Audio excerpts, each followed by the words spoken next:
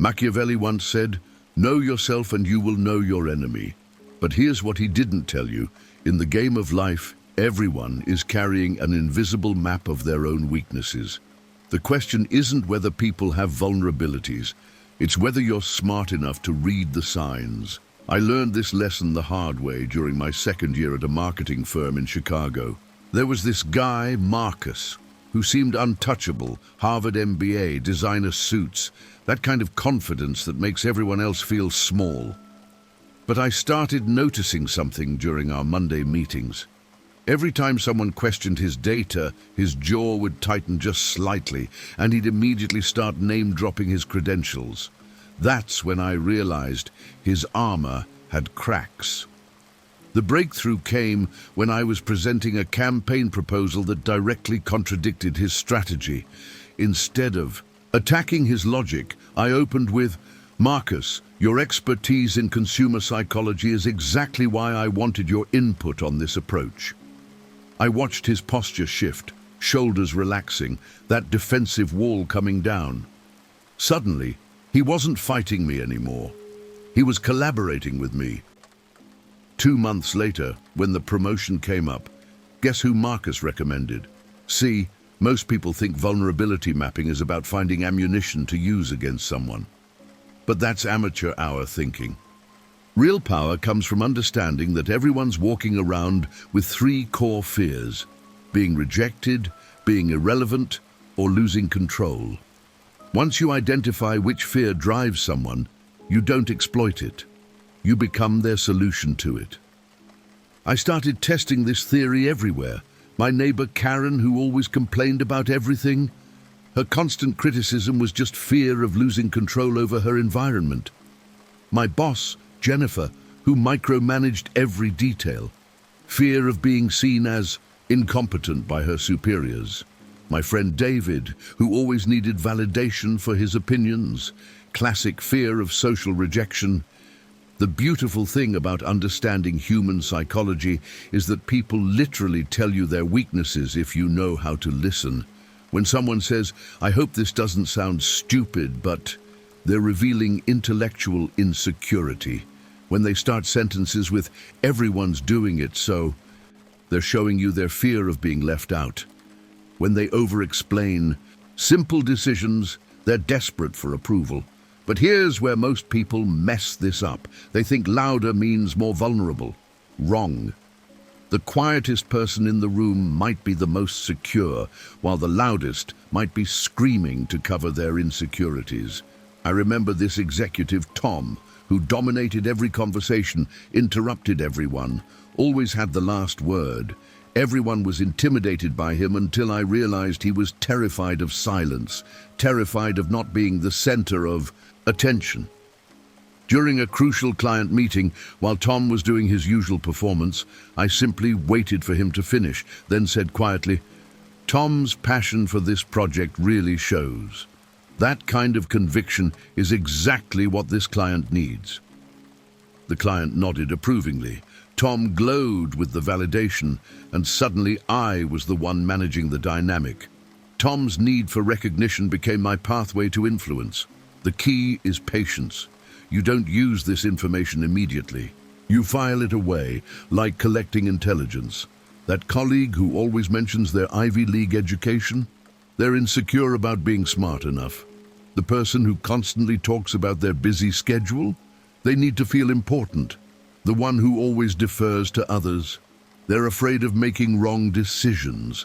I started keeping mental notes, not in some creepy, manipulative way, but like an anthropologist studying human behavior. Sarah from accounting always straightened papers, obsessively when stressed, control issues. Mike from sales name-dropped clients when he felt threatened, relevance anxiety. Lisa from HR changed topics when anyone mentioned her personal life, rejection sensitivity. The real breakthrough came when I realized this wasn't just about reading others. I had to map my own vulnerabilities too. My need to be seen as competent, my fear of being exposed as not smart enough, my tendency to over-prepare because I was terrified of looking unprepared. Once I understood my own patterns, I could recognize them in others instantly. What changed everything was learning to respond to vulnerabilities with strength, not exploitation. When I saw someone's insecurity flaring up, instead of attacking that weak spot, I'd offer them exactly what they needed to feel secure. It wasn't manipulation, it was emotional intelligence. And people remember who makes them feel strong, who helps them feel confident, who sees their worth when they're doubting themselves. But knowing how to read people's emotional blueprints is just the beginning, because once you understand what makes someone tick, you need to know how to make yourself essential to their sense of security. And that's where the real game begins.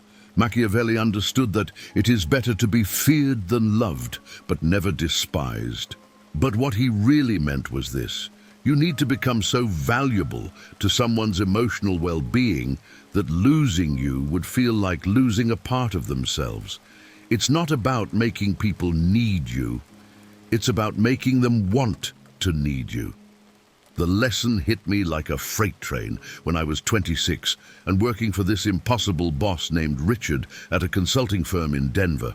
The guy was brilliant, but had the emotional intelligence of a brick wall. Everyone walked on eggshells around him, and turnover in our department was brutal. But I noticed something interesting. Richard had one weakness that no one else seemed to catch. He was absolutely terrified of making decisions without data, but he couldn't process complex information quickly enough for the pace our clients demanded. So I started doing something simple. Every morning I'd arrive 30 minutes early and prepare what I called Richard's daily brief, a one-page summary of everything he needed to know, with my analysis in bullet points that made him look brilliant in meetings. I never made a big deal about it, never asked for credit. I just quietly became the person who made his day manageable. Within 3 months, something fascinating happened. Richard stopped making any major decisions without checking with me first. Not because I demanded it, but because I'd become his secret weapon. He'd call me into meetings, not for my expertise, but because my presence made him feel confident. I wasn't just an employee anymore, I was his competitive advantage. The beautiful thing about emotional dependency is that when it's done right, it feels like friendship, not manipulation. Richard genuinely started caring about my career because my success was tied to his success. When I asked for a raise 6 months later, he didn't hesitate. When I wanted to lead a project, he backed me completely. I wasn't leveraging his weakness, I was strengthening him, and he knew it. But here's where most people screw this up completely. They try to create dependency through neediness, or by making others feel guilty. That's emotional manipulation, and it backfires every time. Real dependency comes from being genuinely useful in a way that's difficult to replace. You become the person who solves a specific problem that matters deeply to them. I started applying this principle everywhere. My girlfriend Emma was incredibly social, but terrible at planning events. So I became the guy who could organize anything: dinner parties, weekend trips, group activities. I wasn't controlling her social life. I was enhancing it. She started relying on me, not because she was weak, but because together we created experiences neither of us could create alone. At my next job, I identified that my new manager, Patricia, was drowning in client communications. She was technically brilliant, but hated the politics and relationship management that came with senior roles. So I volunteered to handle client check-ins and progress updates. Within 2 months, Patricia couldn't imagine managing her accounts without me filtering and translating client needs. The key insight is this: everyone has something they're naturally bad at or simply don't enjoy doing, but it's essential to their success or happiness. Your job isn't to make them dependent on you for everything. Your job is to become indispensable for that one crucial thing they can't or won't do well themselves. I learned to spot the patterns. The creative types who hate administrative details, the analytical minds who struggle with emotional intelligence in client relationships, the natural leaders who are terrible at follow-through on small tasks, the introverts who are brilliant but hate self-promotion, Each person has their gap, their blind spot, their area of natural weakness. But the real art is making your assistants feel effortless and natural. When Patricia introduced me to clients, she'd say things like, "Jake keeps me organized so I can focus on strategy." She wasn't admitting weakness. She was showing smart delegation. I made her look more competent, not less. That's when you know you've created healthy dependency. The dangerous part is knowing when to pull back. I made this mistake with a friend named Connor, who started depending on me to make all his social plans. What began as me being helpful became him being helpless. He stopped initiating anything because he knew I would handle it. That's toxic dependency, and it breeds resentment on both sides. The secret is this: true power comes from being the bridge between someone and their best self. But once you master that, you realize there's something even more powerful than making people need you emotionally. It's about understanding exactly when they're most vulnerable to influence, and that timing can make or break everything. Machiavelli warned us that he who neglects what is done for what ought to be done sooner effects his ruin than his preservation. Judge, what he understood, and what most people miss completely, is that timing isn't about when you act. It's about when the other person is ready to receive your action. Like a surfer waiting for the perfect wave, you need to read the emotional currents before you make your move. I discovered this principle by accident during a particularly brutal quarter at my tech startup in Austin. Our CEO, Amanda, had been rejecting every proposal our team submitted for months. New features, budget increases, process changes, everything got shot down with the same response. Not now, we need to focus. I was getting frustrated watching good ideas die because of bad timing. Then something shifted. We lost a major client on a Thursday afternoon, and I could see the panic in Amanda's eyes during our emergency all-hands meeting. She kept saying we needed innovative solutions and fresh thinking. That's when it clicked. Amanda wasn't naturally resistant to change. She was just protective of stability. But crisis had cracked open her usual defenses. The next morning, instead of presenting my idea as something new and risky, I positioned it as damage control. Amanda, I've been thinking about what you said yesterday about needing innovative solutions. What if we could turn this client loss into an opportunity to prove our value to the remaining clients? Same idea I'd pitched months earlier, but now the timing was perfect. She approved it within 20 minutes. That experience taught me something crucial about human psychology. People aren't consistent in their decision-making. They have windows of receptivity that open and close based on their emotional state, stress levels, and immediate circumstances. The same person who says no on Monday might say yes on Wednesday, not because the idea changed, but because they changed. I started paying attention to patterns. My colleague Marcus was most open to collaboration right after client calls went well. His confidence was high, and he wanted to maintain that momentum. My girlfriend Sarah made her best decisions about our relationship during quiet Sunday mornings over coffee, never during stressful weeknight conversations when she was mentally exhausted.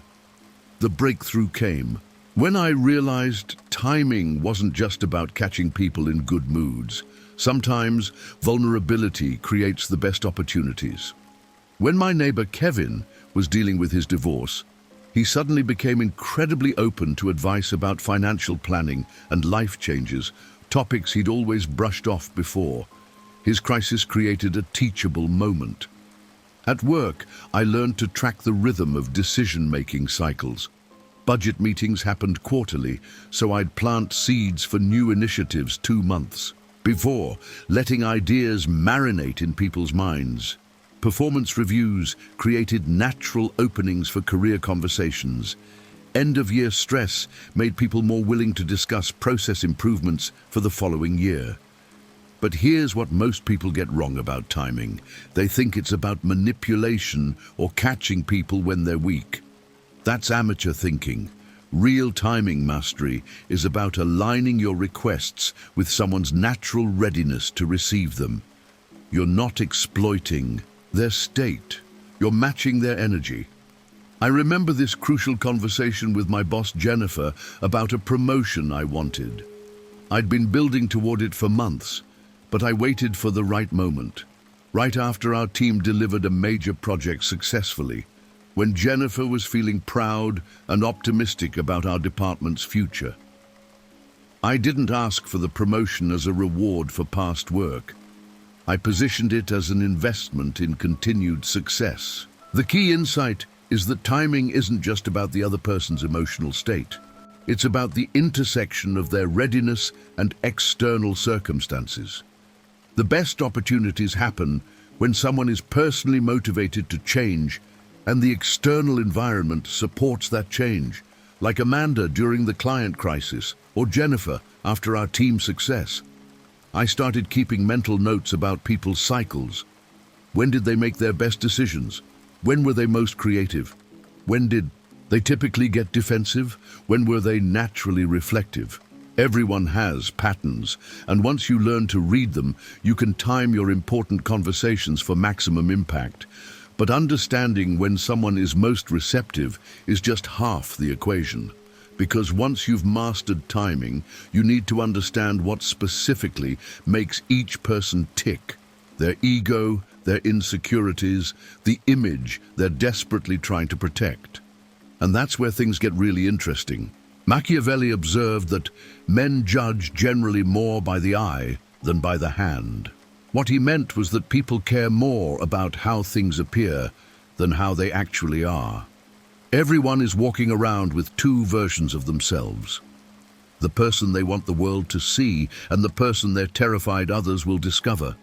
Your job is to feed the first while protecting the second. I learned this lesson during my worst professional mistake, and it nearly cost me everything. I was working at a marketing agency in Seattle, and there was this creative director named Victoria, who everyone found intimidating. She had this reputation for being brilliant, but impossible to work with.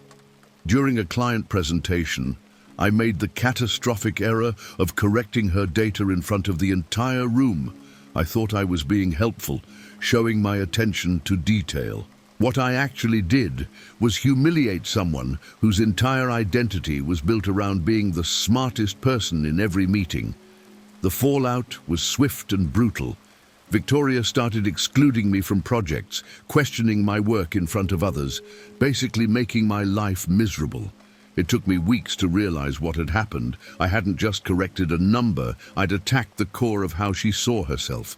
Victoria's confidence came from her intellectual superiority, and I'd publicly undermined that in the one arena where she felt most secure. The turnaround came when I figured out how to rebuild what I'd broken. I started doing something simple but strategic. Whenever Victoria shared an insight in meetings, I'd follow up with something like, "That's exactly the kind of sophisticated thinking our clients need." Not fake praise, but specific acknowledgement of her intellectual authority. I was feeding the version of herself she most wanted to protect. Within a month, everything changed. Victoria went from seeing me as a threat to viewing me as someone who truly understood her value. She started including me in high-level strategy sessions, asking for my input on creative concepts. I wasn't manipulating her. I was validating the best part of her professional identity, and she responded by wanting me on her team. That experience taught me to recognize the 5 types of vanity that drive most people. There's intellectual vanity, people who need to be seen as smart; social vanity, those who need to be perceived as well-connected or popular; moral vanity, individuals who build their identity around being ethical or principled; aesthetic vanity, people obsessed with image and style; and competitive vanity, those who need to win or be recognized as successful. The key is learning to diagnose which type you're dealing with. I remember this client meeting where I was trying to close a deal with a CEO named Robert. He kept mentioning his Harvard MBA, name-dropping famous entrepreneurs he'd met. talking about his unconventional business philosophy, classic intellectual vanity mixed with social positioning. So instead of pitching our services as cost-effective or efficient, I position them as the kind of innovative approach that forward-thinking leaders are already implementing. But here's where most people screw this up completely. They think vanity feeding means constant compliments or fake flattery. Wrong. Real vanity feeding is about making someone feel like the best version of themselves in the specific area they care about most. It's surgical, not scattershot. I started testing this theory everywhere. My friend Michael, who always posted gym photos on social media and wore expensive athletic wear everywhere. Aesthetic vanity mixed with competitive vanity. When I wanted his help with something, I'd approach it like, "You always seem to have your life so well put together. I could use advice from someone who's got their priorities straight." Boom. He was immediately invested in helping me succeed. My colleague Janet, who constantly talked about ethical business practices and sustainability initiatives. Textbook moral vanity. When I needed her support for a project, I didn't talk about profit margins or efficiency gains. I focused on how this would align with her values. This could be a model for how companies can do well while doing good. She became my biggest advocate overnight. The dangerous part is recognizing when vanity becomes insecurity. Victoria's intellectual vanity was actually covering deep insecurity about not having the traditional creative background of her peers. Robert's name-dropping masked anxiety about being taken seriously despite his young age. The vanity is the armor. The insecurity is what they're protecting underneath. Once you understand both layers, you become incredibly powerful in that person's life. You're not just feeding their ego, you're providing genuine emotional security. You become the person who sees their worth when they're doubting themselves, who recognizes their value when others don't. That's not manipulation. That's emotional intelligence at its highest level. But feeding someone's vanity is just the beginning. Because once you understand what makes someone feel important, you need to learn how to become indispensable to that feeling. And the fastest way to make yourself irreplaceable is to control something they desperately want but can't easily get elsewhere. Machiavelli knew that a change of fortune leaves always behind it some trace of former power. What he understood was that scarcity isn't about having less. It's about being perceived as rare. Diamonds are expensive not because they're useful, but because their supply is controlled. Your job is to control your own availability to increase your perceived value. This principle slapped me in the face during my second year as a freelance consultant in Portland. I was hustling hard, saying yes to every client, available 24/7, always eager to please. I thought being super responsive and accessible would make me indispensable. Instead, I was pricing myself out of respect. Clients would call me at 9 p.m. expecting immediate answers, negotiate my rates down because they knew I needed the work, and generally treat me like I was desperate for their business. The wake-up call came when I lost a major contract to another consultant who charged twice my rates and took 3 days to return emails. The client told me, "We went with someone who clearly has other high-level clients demanding their attention." In other words, they equated my availability with lack of value. I was so accessible that I seemed worthless. I decided to completely flip my approach. I started scheduling client calls only on Tuesdays and Thursdays. I began responding to emails within 24 to 48 hours instead of immediately. Most importantly, I started saying no to projects that didn't meet my new standards. I wasn't being difficult. I was being selective, and there's a massive psychological difference. The transformation was almost immediate. Clients started treating me with more respect, stopped negotiating my rates, and began referring me to their networks as this exclusive consultant we work with. Same skills, same work quality, but now I was perceived as someone whose time was valuable because it was limited. Scarcity had created value where none existed before. But here's the crucial part. Artificial scarcity only works if there's genuine demand underneath. You can't just be unavailable and expect people to chase you. You need to deliver something worth waiting for. I spent those extra hours I wasn't immediately responding to emails, actually improving my expertise, developing proprietary frameworks, creating case studies that proved my value. I started applying this principle everywhere in my life. In dating, I stopped being the person who was always free for last-minute plans. Instead of saying, I'm free whenever, I'd say, I could do Thursday evening or sometime next weekend. Suddenly, dates felt more special because they required planning and mutual investment. The people I dated started putting more effort into our time together. At networking events, I learned to resist the urge to meet everyone in the room. Instead, I'd have 3 or 4 meaningful conversations and leave while people still wanted to talk to me. I'd get twice as many follow-up messages from that strategy than when I stayed until closing time, desperately working every corner of the room. The key insight is that scarcity works because of something called the availability heuristic. People judge value by how difficult something is to obtain. When you're always available, your brain tells them you're not in demand. When you're occasionally unavailable, they assume it's because other people value your time too.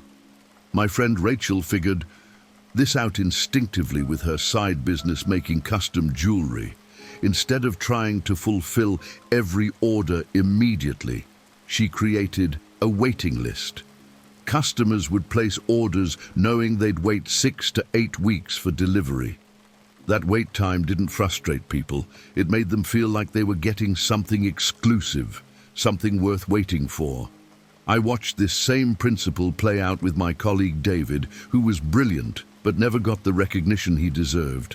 He was always in the office first, last to leave, never took vacations, responded to emails within minutes. Management saw him as reliable but not strategic.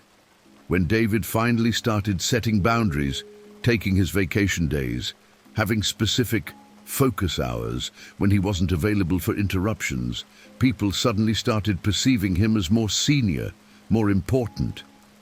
The beautiful thing about strategic scarcity is that it forces you to be more intentional about where you invest your time and energy. When you can't say yes to everything, you start saying yes to better things. When people can't have unlimited access to you, they value the access they do get more highly. But controlling your availability is just one form of power. The real masters understand that the most powerful currency isn't time or attention. It's emotional debt. When you can make someone feel obligated to help you, you've unlocked influence that goes way beyond simple transactions.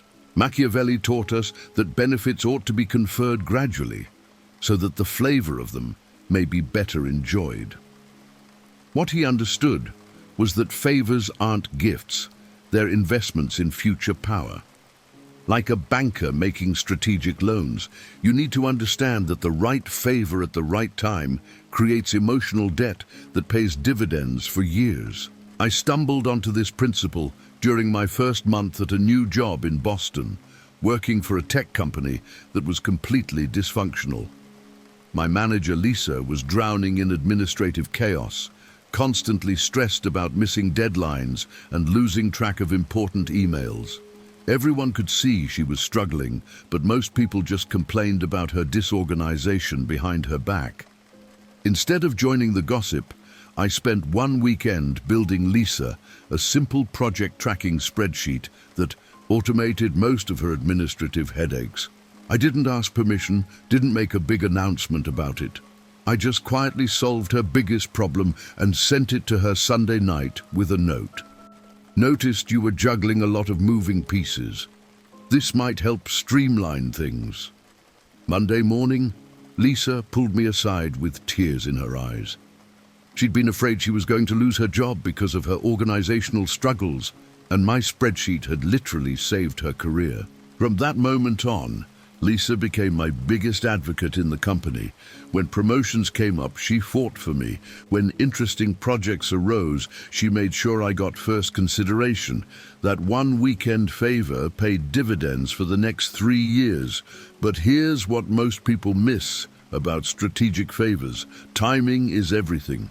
The best favors happen when someone is desperate but hasn't asked for help yet. Lisa hadn't asked me to solve her organization problem because she was embarrassed about it. By anticipating her need and solving it quietly, I created maximum emotional impact with minimum effort on my part. I started watching for these opportunities everywhere. My neighbor Jennifer was clearly struggling with her overgrown yard, but was too proud to ask for landscaping help. I spent 2 hours one Saturday morning trimming her hedges and pulling weeds, then left a note saying I'd been working in my own yard and figured I'd help with hers too. Jennifer spent the next 2 years bringing me homemade cookies, watching my house during vacations, and introducing me to valuable contacts in her professional network. The key insight is that the most powerful favors solve problems the person is embarrassed about or didn't even know they could solve. My colleague Marcus was brilliant at his job but terrible at office politics. He kept getting passed over for promotions because he couldn't read social dynamics. So I started giving him heads up about interpersonal tensions, briefing him before meetings about people's agendas and sensitivities. Marcus went from being overlooked to being promoted within 8 months, and he credited me with teaching him how to navigate corporate culture. But there's a dark art to this that most people never master: the follow-up. You can't just do someone a favor and expect them to remember it forever. You need to create systems for gentle reminders. When Lisa got her promotion 6 months later, I made sure to mention how glad I was that the organization system was still working for her. When Jennifer's garden was featured in the neighborhood newsletter, I casually mentioned how satisfying it had been to help get it started. I learned to categorize favors by their strategic value. Access favors, introducing someone to a useful contact. Create networking debt. Competence favors, teaching someone a skill they need. Create professional debt. Time favors, handling something tedious for someone busy. Create convenience debt. Emotional favors, supporting someone during a crisis. Create loyalty debt. The most powerful combination is what I call the expertise favor, using a skill you have naturally to solve a problem they can't solve themselves. My friend Sarah was launching a small business, but had no idea how to set up her social media presence. I spent 3 hours teaching her the basics and setting up her accounts. For the next year, Sarah referred 5 paying clients to my consulting business. My 3 hours generated about $15,000 in revenue. But here's where people mess this up. They either give favors that cost them too much, or they give favors that don't matter enough to the recipient. The perfect favor is high impact for them, low effort for you, and difficult to get elsewhere, like my spreadsheet for Lisa or my social media help for Sarah. They couldn't easily replicate what I provided, but it didn't strain my resources to provide it. The dangerous territory is when favors become expected rather than appreciated. I made this mistake with a friend named Kevin, who started treating my help with his resume and job applications like a free service I owed him. When someone stops being grateful and starts being entitled, you've created a monster instead of an ally. But understanding how to create emotional debt is just one piece of the puzzle. Because the most sophisticated operators know that favors work best when they're combined with something even more primal: fear. When you can position yourself as the solution to someone's deepest anxieties, that's when you truly hold power over their decisions. Machiavelli said, "Fear preserves you by a dread of punishment which never fails." But here's what he really meant. You don't create fear, you channel it.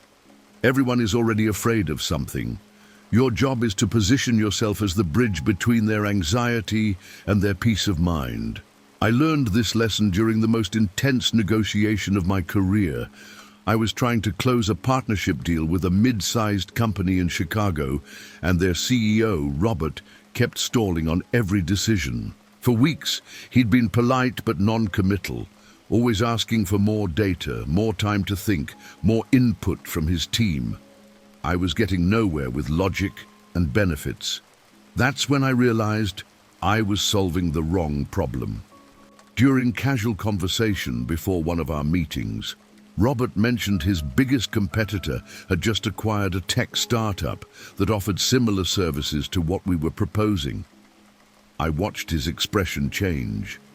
There was genuine worry in his eyes. He wasn't stalling because he didn't see the value in our partnership. He was stalling because he was terrified of making the wrong strategic choice and losing ground to his competition. That's when I shifted my entire approach. Instead of talking about what our partnership could help him gain, I started talking about what not partnering could cost him. Robert, I've been thinking about what you said about your competitor's acquisition. If they're moving this aggressively into new service areas, staying static isn't really an option anymore, is it? I wasn't threatening him. I was voicing the fear that was already keeping him awake at night. The change was immediate. Robert went from asking for more time to asking how quickly we could implement. Same partnership, same benefits, but now I was positioned as the solution to his competitive anxiety rather than just another vendor pitching services. We signed the deal within 2 weeks because I'd connected our partnership to his survival instinct. This taught me something crucial about human psychology. Most people's biggest decisions are driven by what they're trying to avoid, not what they're trying to achieve. The fear of being left behind, of making a mistake, of looking foolish, of losing control. These anxieties are often more powerful motivators than any positive opportunity you could offer.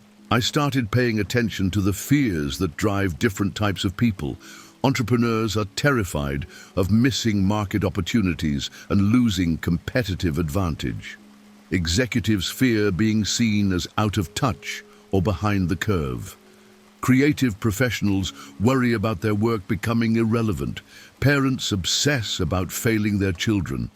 Once you identify someone's core anxiety, you can speak directly to it. My colleague Jennifer was incredibly talented but constantly passed over for leadership roles. She kept getting feedback about needing to be more strategic and visionary, but nobody was telling her specifically what that meant. I could see she was developing imposter syndrome, afraid that maybe she really didn't have what it took for senior management. Instead of giving her generic career advice, I addressed her fear directly. Jennifer, I've watched you handle crises that would have destroyed other people's careers. The reason you're not being seen as strategic isn't because you lack the skills, it's because you're so good at execution that people forget you're also the one designing the strategy. I wasn't flattering her.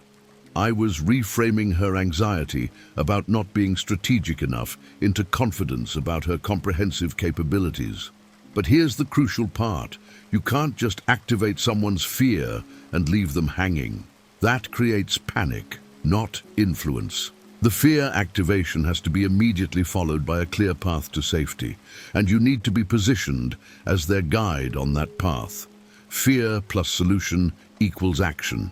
Fear without solution equals paralysis. I remember helping my friend David with his job search during a particularly brutal recession. David was getting depressed about the market, starting to doubt his qualifications, afraid he'd never find something decent. I could have been supportive and encouraging, but that wasn't moving him toward action. Instead, I said, David, every month you're out of work, you're competing against fresher graduates and more desperate candidates. But you have something most of them don't. Specific experience with exactly what companies need right now. The key is calibration.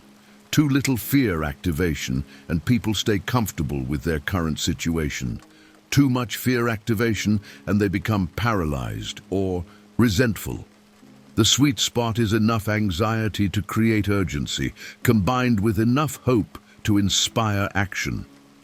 you're not destroying their peace of mind. You're redirecting their existing anxiety toward productive solutions. I learned to recognize the physical signs when I'd hit the right level of fear activation. People would lean forward, start asking specific questions about timelines, use phrases like, "What would you recommend?" or "How do I avoid that?" Their body language would shift from defensive to collaborative.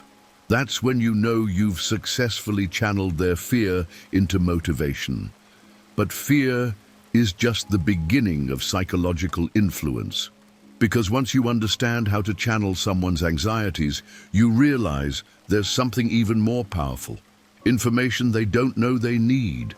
When you become the person who sees around corners, who knows what others don't, that's when you truly control the game. Machiavelli understood that everyone sees what you appear to be, few experience what you really are.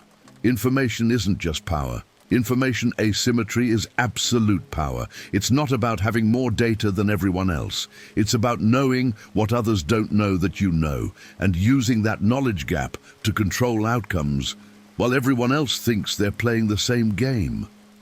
I discovered this principle during what should have been a routine client meeting at my consulting firm in Denver. We were pitching a digital transformation project to a retail chain, and their CFO, Patricia, kept asking pointed questions about implementation timelines and budget overruns. Everyone on my team was getting defensive, throwing around industry statistics and generic reassurances. But I'd done something they hadn't. I'd spent 2 hours the night before researching Patricia's background and her company's recent financial struggles. During a break, I casually mentioned to Patricia that I'd noticed their same-store sales had been declining for 6 consecutive quarters, and that their main competitor had just launched a mobile app that was gaining serious traction with younger customers. "The real question isn't whether you can afford this digital transformation," I said quietly. "It's whether you can afford not to do it before your Q4 numbers come out." Patricia's entire demeanor changed.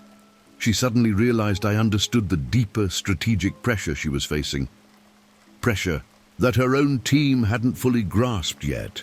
That information asymmetry shifted me from vendor to strategic advisor in a single conversation. We got the contract, and Patricia specifically requested that I lead the implementation because I was the only one who really understood the bigger picture. The lesson was profound. In any negotiation, relationship, or decision-making scenario, the person with the most complete information controls the outcome. Not the person with the most data, but the person who understands the context that others are missing. Patricia's team knew their sales numbers, but they didn't know how those numbers compared to industry trends, competitive moves, and market timing. I started building what I called my intelligence network. Not anything sinister, just systematic information gathering that most people were too lazy to do. Before any important meeting, I'd spend time researching the backgrounds of everyone who'd be in the room. Their previous jobs, their public statements, their company's recent challenges and successes, LinkedIn, company press releases, industry publications, all public information, but information that gave me crucial context. The breakthrough came during a salary negotiation with my boss, Michael. Instead of just asking for a raise based on my performance, I'd researched the market rate for my position, our company's recent revenue growth, and Michael's own pressure to retain talent in a competitive hiring environment. I knew that 3 people from our department had left in the past 6 months, and Michael was getting heat from his boss about turnover. When I sat down with Michael, I didn't just ask for more money. I positioned my request in terms of his problems. "Michael, I know retention has been challenging this year, and I've seen what it costs to replace experienced people in our market. I'd like to discuss how we can structure my compensation to reflect my long-term commitment to the team." Same ask, but now I was solving his retention problem instead of just asking for a personal favor. But information asymmetry isn't just about research, it's about synthesis. Anyone can Google company financials or read press releases. The power comes from connecting dots that others don't connect, seeing patterns that others miss. My friend Sarah was trying to get funding for her startup, and she kept getting rejected despite having a solid business plan. The problem wasn't her idea, it was her timing. I'd been following venture capital trends and noticed that Sarah's industry was in a temporary funding drought because of some recent high-profile failures. Instead of encouraging her to keep pitching the same investors, I suggested she pivot her pitch timeline by 6 months and focus on revenue growth in the meantime. When the funding climate shifted, Sarah was perfectly positioned with proven traction instead of just projections. The key insight is that information asymmetry works because most people make decisions based on incomplete pictures. They react to what they can see, but they can't see the full context. When you understand the forces they're not aware of, market trends, competitive pressures, internal politics, personal motivations, you can predict their reactions and position yourself accordingly. I learned to look for information gaps everywhere. In dating, I'd pay attention to what someone's social media revealed about their values and insecurities. In business, I'd track industry news that my competitors weren't following. In friendships, I'd remember personal details and preferences that others forgot. Small information advantages compound into significant influence over time. But here's the ethical boundary I learned to maintain: using information to create mutually beneficial outcomes versus using it to exploit people's blind spots. When I helped Patricia understand her strategic situation, both our companies benefited.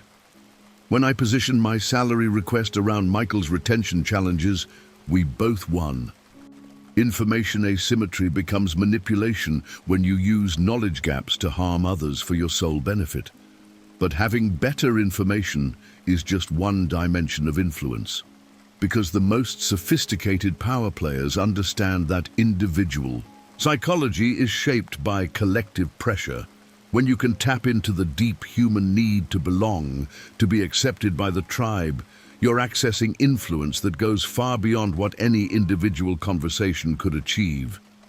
Machiavelli knew that men are so simple and so ready to obey present necessities that he who deceives will always find someone who allows himself to be deceived. What he understood was that social pressure is like gravity, an invisible force that shapes behavior even when people think they're acting independently. Master this force, and you can move entire groups of people without them realizing you're the one doing the pushing. I witnessed this principle in action during the most politically charged situation of my career. I was working at a marketing agency in Atlanta, and our creative team was split between two competing visions for a major campaign. Half the team supported Lisa's traditional approach, while the other half backed Marcus's experimental digital strategy. The arguments were getting heated, deadlines were approaching, and our creative director seemed paralyzed by the internal conflict. Instead of picking a side or trying to mediate, I did something more subtle. I started having individual conversations with team members, not about which approach was better, but about what everyone else was thinking. To Lisa's supporters, I'd mention how Marcus's team was gaining momentum with younger clients. To Marcus's supporters, I'd point out how Lisa's approach had the backing of senior account managers. I wasn't lying. I was highlighting different aspects of the social dynamic that people were already sensing but hadn't fully processed. Within a week, something interesting happened. People started hedging their positions, looking for compromise solutions, worrying about being on the wrong side of the office politics. The absolute positions softened into collaborative discussions.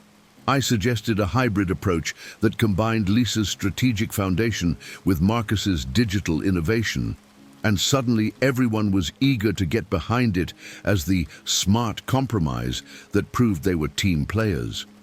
The campaign won 3 industry awards, But more importantly, I'd learned something crucial about human psychology. People's opinions aren't just shaped by logic or personal preference, they're constantly calibrated against their perception of social consensus. When you can influence that perception, you can guide decisions without appearing to have an agenda. I started noticing this pattern everywhere. At neighborhood association meetings, I'd watch how one vocal neighbor could shift entire room dynamics just by making others feel like their position was becoming unpopular. In restaurants, I'd see how servers could increase orders for expensive items by mentioning they were popular tonight or what most people are choosing. The power wasn't in the logic, it was in the implied social validation. My breakthrough application came during a client presentation where we were competing against two other agencies for a significant contract. Instead of just presenting our capabilities, I'd done research on industry trends and recent award winners. Throughout our presentation, I casually referenced what leading companies in your sector were doing, what forward-thinking brands were investing in, and how the smartest CMOs were approaching similar challenges. I wasn't just selling our services, I was positioning our approach as what successful, intelligent people in their industry were already choosing. The client didn't just want our marketing strategy, they wanted to be part of the group of sophisticated companies who made smart decisions. We won the contract, and the client specifically mentioned that our industry insight had been the deciding factor. But social pressure isn't just about creating bandwagon effects. The more sophisticated application is understanding different types of social influence. Fear of missing out works on some people, while fear of standing out motivates others. Some respond to authority pressure. Executives like you typically choose. Others respond to peer pressure. Companies similar to yours are seeing great results with. The key is reading which type of social validation each person craves most. I remember helping my friend Rachel launch her consulting business.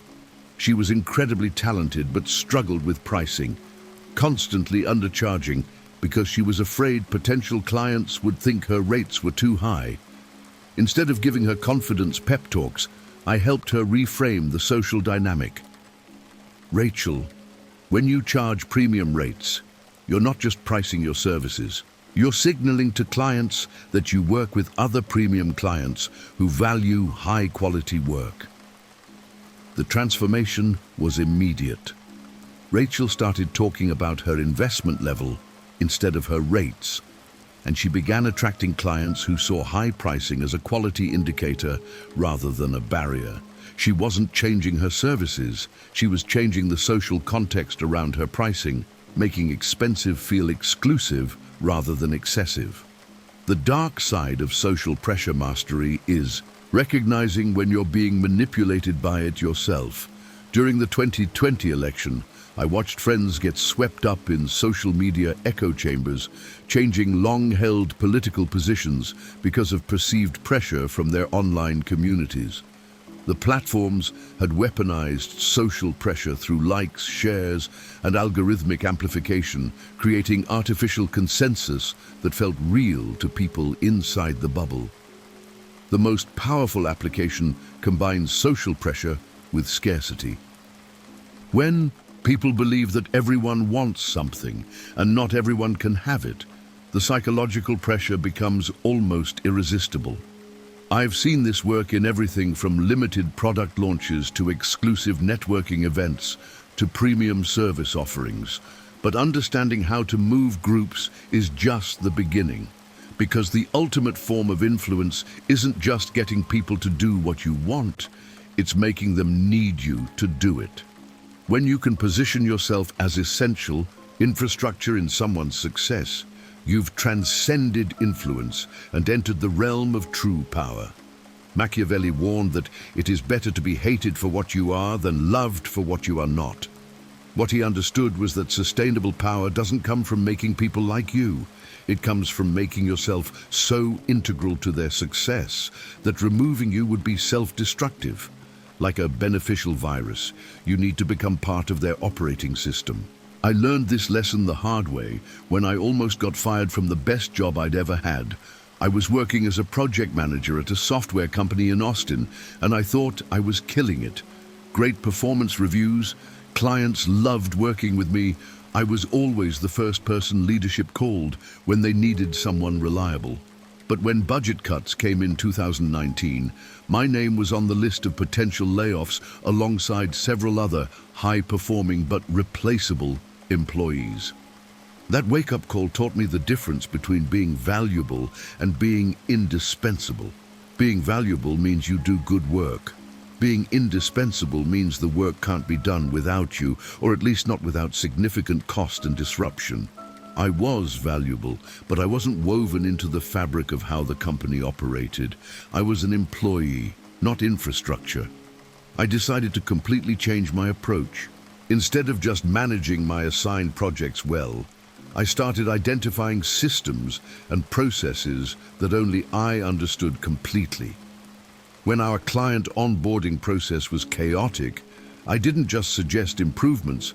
I built the entire workflow, documented it partially, but kept the crucial knowledge about client preferences and edge cases in my head. When our reporting system was clunky, I created automated dashboards that saved everyone hours of work, but made sure I was the only one who knew how to modify or troubleshoot them. Within 18 months, something remarkable happened. I wasn't just managing projects anymore. I was managing the systems that made project management possible for everyone else. When my colleagues had questions about client preferences, they came to me. When the automated reports glitched, they needed me to fix them. When new employees started, they had to learn my processes to be effective in their roles. But here's the crucial difference between strategic dependency and just being controlling. I was making everyone else more successful, not holding them back. My systems didn't create bottlenecks, they eliminated them. People didn't resent depending on me because that dependence made their jobs easier and their results better. I'd become essential by becoming genuinely useful at a structural level. The breakthrough came when I realized this principle applied everywhere in life. My friend Jennifer was struggling in her relationship because she was trying to be the perfect girlfriend, always agreeable, always available, always putting her partner's needs first. But being perfect made her replaceable because perfect people are interchangeable. I suggested she find ways to become uniquely valuable to her partner's life and goals. Jennifer started leveraging her natural networking abilities to help her partner David advance his career. She'd introduce him to useful contacts, invite him to events where he could meet potential clients, use her social intelligence to help him navigate office politics. She wasn't just being supportive, she was becoming integral to his professional success. Their relationship dynamic shifted completely when David realized that Jennifer wasn't just a great girlfriend. She was a strategic asset to his ambitions. I applied this same thinking to my consulting practice.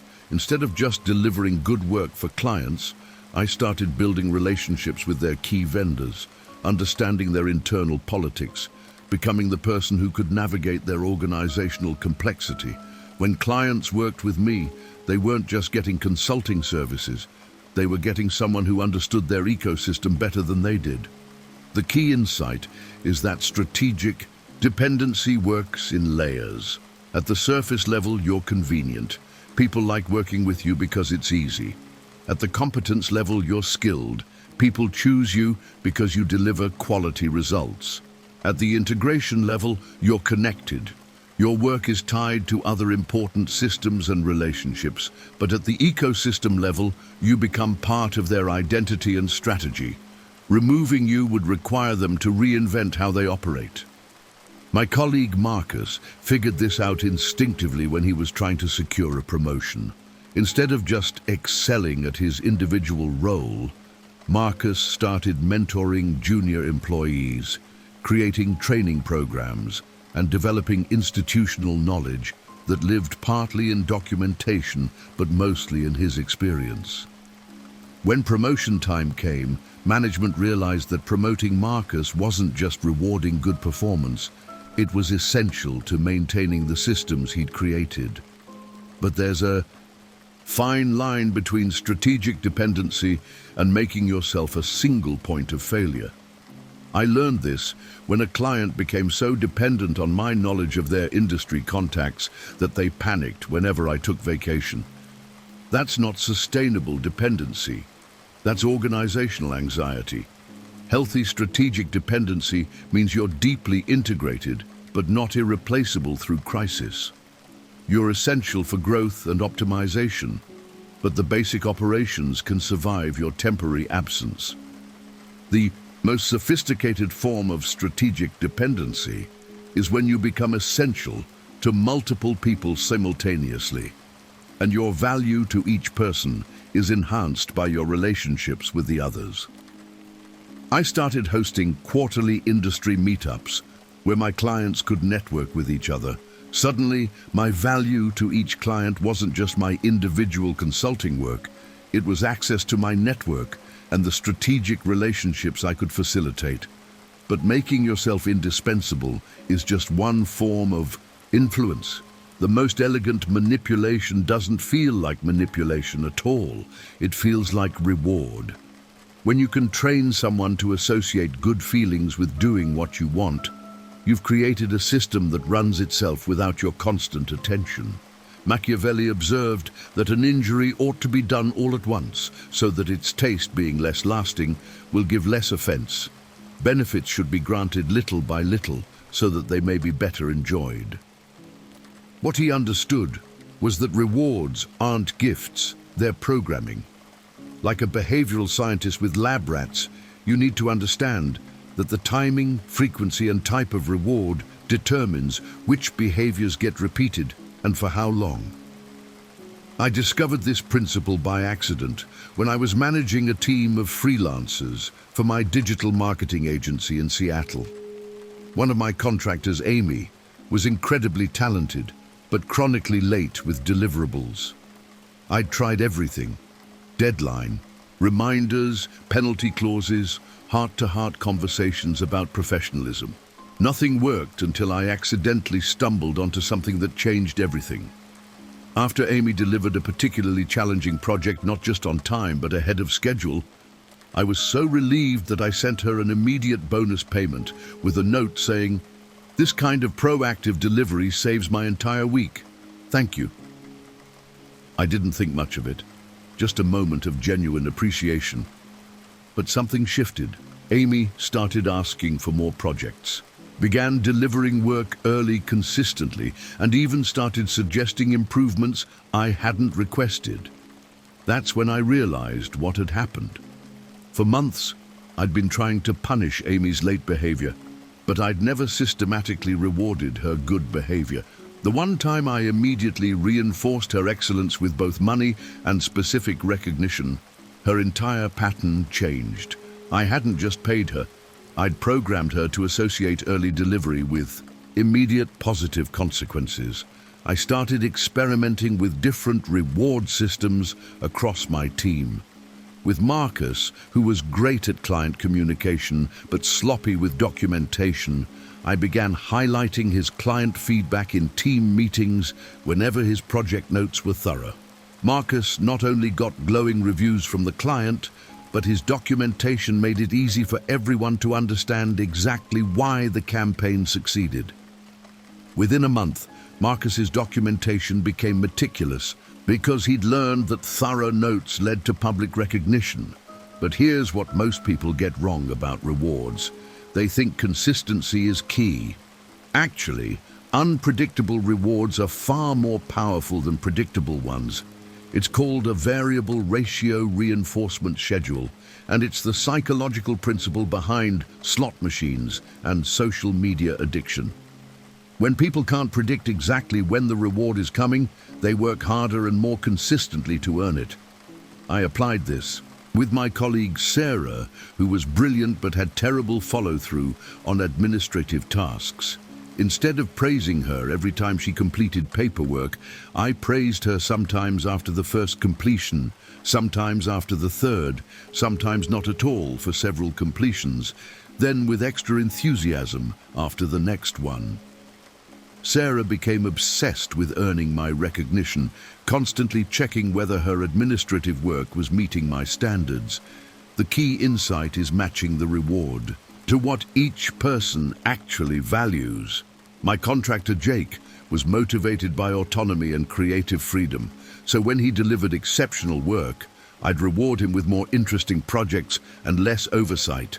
My assistant Lisa valued professional development, so her rewards were opportunities to attend conferences or lead client calls.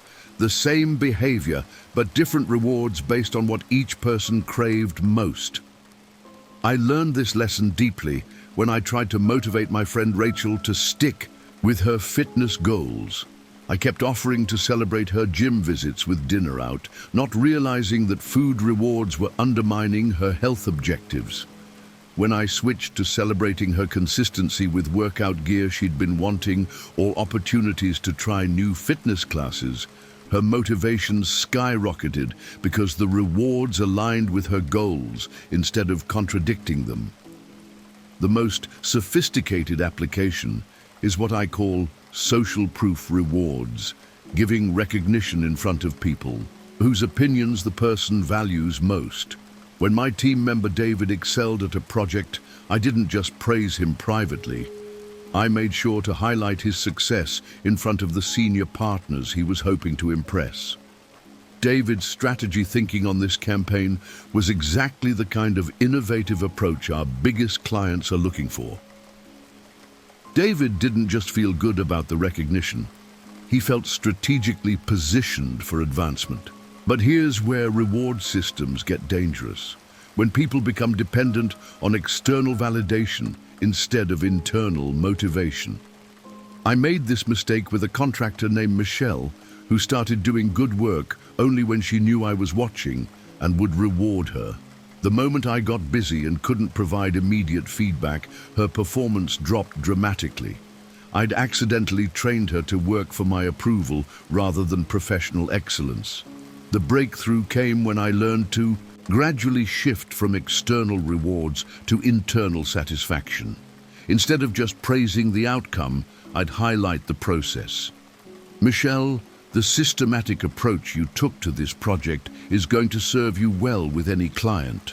I was helping her recognize her own competence rather than just seeking my validation. The most powerful rewards ultimately make people feel more capable and confident, not more dependent. I started noticing how masterful managers, teachers, and leaders used reward systems everywhere. They'd celebrate small wins to build momentum, provide specific feedback to reinforce desired behaviors, and gradually increase expectations to drive continuous improvement. But they always made sure the person felt stronger and more competent, not just temporarily validated. But rewards are just one tool in the arsenal of influence. The real masters understand that all these techniques, reading vulnerabilities, creating dependency, controlling timing, managing information, work best when they're orchestrated together. When you can weave multiple influence strategies into a seamless approach, that's when you transcend manipulation and enter the realm of true power. Machiavelli warned that there is nothing more difficult to take in hand, more perilous to conduct, or more uncertain in its success than to take the lead in the introduction of a new order of things. What he understood was that mastering people isn't a single skill. It's conducting a symphony. Each technique I've shared is just one instrument. True power comes from knowing when to use which instrument, at what intensity, and how to create harmony between all your influence strategies. The moment I truly understood this integration happened during the most complex negotiation of my career. I was trying to secure a partnership between my consulting firm and a Fortune 500 company in Dallas. The deal would make or break my business, but I was dealing with 5 different decision makers, each with their own agendas, fears, and motivations. Everything I'd learned about human influence would need to work together perfectly, or I'd lose everything. First, I mapped each person's vulnerabilities and vanities. The CFO, Robert, had intellectual vanity mixed with fear of making costly mistakes. The CMO, Patricia, craved social validation, but was insecure about her technical knowledge. The CTO, Michael, had competitive vanity, but feared being blamed for implementation failures. The VP of Operations, Lisa, wanted control, but was overwhelmed by the complexity of digital transformation. The CEO, David, needed to look visionary to his board, but was terrified of betting on the wrong strategy. My approach had to be surgical. With Robert, I used information asymmetry, sharing industry data about companies that had delayed similar transformations and suffered competitive losses. I positioned our partnership as the logical choice that forward-thinking CFOs are making to avoid the risks we're seeing elsewhere. I was feeding his intellectual vanity while addressing his fear of mistakes, using social proof to make the decision feel safe rather than risky. With Patricia, I leveraged strategic dependency by offering to handle the technical communication she struggled with, while giving her credit for the strategic vision. Patricia's marketing instincts are exactly right. She just needs a technical partner who can execute at the level her strategy deserves. I was solving her competence gap while feeding her need for recognition, making her success dependent on our partnership. For Michael, I used scarcity and timing, mentioning that we typically only took on 2 major implementations per quarter, and we were evaluating several opportunities. We want to work with the CTO, who's going to be most committed to excellence, because our reputation depends on your success too. I was creating competitive pressure while making him feel selected rather than sold to. With Lisa, I offered specific favors that addressed her overwhelm, detailed project timelines, risk mitigation strategies, and daily communication protocols that would give her the control she needed. I wasn't just pitching services, I was providing the operational security that would let her sleep at night. But the real orchestration happened in the group dynamics. During our final presentation, I used social pressure by highlighting how industry leaders like yourselves typically approach this kind of transformation. I created information asymmetry by sharing insights about their competitors' digital strategies that they didn't have access to. I addressed each person's fears while feeding their specific vanities, all while positioning our partnership as the solution that made everyone look brilliant. The breakthrough moment came when David, the CEO, said something that showed me the synthesis was working. This isn't just about hiring a vendor. This is about partnering with people who understand our business as well as we do. I hadn't just won a contract. I'd become integral to their strategic thinking. Every influence principle was working together to make our partnership feel inevitable rather than optional. But here's what I learned about the integration of power. It only works when it serves everyone's interests, not just your own. The most sustainable influence comes from using these techniques to create outcomes where everyone wins. When you help people overcome their fears, feed their genuine strengths, and achieve their real goals, the power you gain is based on value creation, not manipulation. I started applying this integrated approach everywhere. In dating, I'd use timing and scarcity to create attraction, information asymmetry to stay interesting, strategic dependency to become valuable, and rewards to reinforce positive relationship dynamics. But always in service of building something real and mutually beneficial, not just getting what I wanted. The dangerous territory is when you start seeing people as collections of weaknesses to exploit, rather than complex individuals to understand and serve. The moment you lose empathy, these techniques become destructive rather than constructive. The goal isn't to control people, it's to understand them so deeply that you can help them get what they need while achieving what you want. The ultimate realization is that true power isn't domination, it's gravitation. When you've mastered these principles, people naturally orbit around you because being in your sphere makes them more successful, more confident, and more capable of achieving their goals. You become the center, not through force, but through value. The world belongs to those who understand human nature at its deepest level. You now have the tools that separate amateurs from masters, followers from leaders, the influenced from the influential. The only question left is what you'll build with this knowledge. Choose wisely. Because once you understand how the game really works, you can never go back to being a naive player. The responsibility for what happens next is entirely yours.